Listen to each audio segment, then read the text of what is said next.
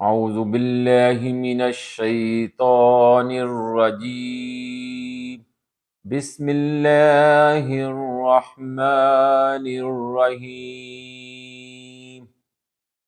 درود پاک۔ یا ودود صلی علی سیدنا محمد وآلہ وصحبہ انک رحیم ودود۔ سلام عرض کریں نبی کریم صلی اللہ علیہ وسلم کی کہ حضور الصلاۃ والسلام علی خاتم النبیین،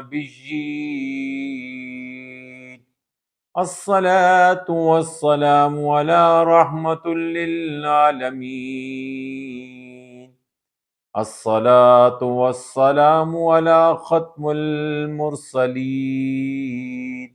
الصلاۃ والسلام علی خاتم النبیین۔ اما بعد، حدیث اليوم، حدیث نمبر 1521، 1521، صحیح بخاری، چیپٹر باب حج کا بیان۔ ہم سے آدم بن ابی ایاس نے بیان کیا، کہا کہ ہم سے شعبہ نے بیان کیا، فرمایا کہ ہم سے سیار ابو الحکم نے بیان کیا، کہا کہ میں نے ابو حزم سے سنا، انہوں نے بیان کیا کہ میں نے حضرت ابو ہریرہ رضی اللہ تعالی عنہ سے سنا، اور انہوں نے نبی کریم صلی اللہ علیہ وآلہ وسلم سے سنا کہ آپ صلی اللہ علیہ وآلہ وسلم نے فرمایا، جس شخص نے اللہ کے لیے اس کی شان کے ساتھ حج کیا کہ نہ کوئی فحش بات کی اور نہ کوئی گناہ کیا، تو وہ اس دن کی طرح ہوگا جیسے اس کی ماں نے اسے جنا تھا۔ سبحان اللہ وبحمدہ، سبحان اللہ العظیم۔ یہ خوبصورت حدیث مبارکہ دوبارہ سنیں اور اس میں حج کی فضیلت کو مد نظر رکھیں۔ اللہ تعالی ہم سب کو حج کی توفیق عطا فرمائے۔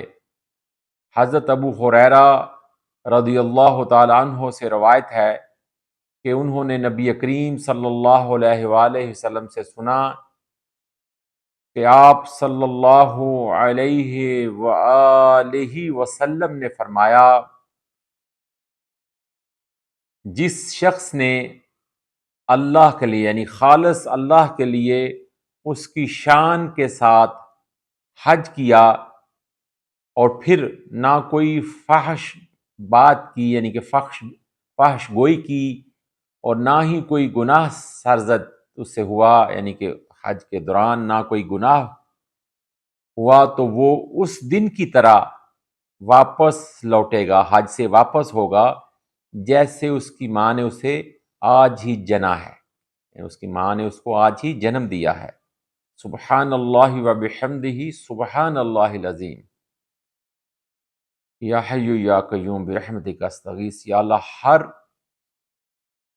حاجی جو حج کرنے کے لیے جائے یا جاتا ہے، اس کو اسی طرح کا حج کی توفیق عطا فرما، اور ہم سب کو بھی آمین ثم آمین برحمتک یا ارحم الراحمین۔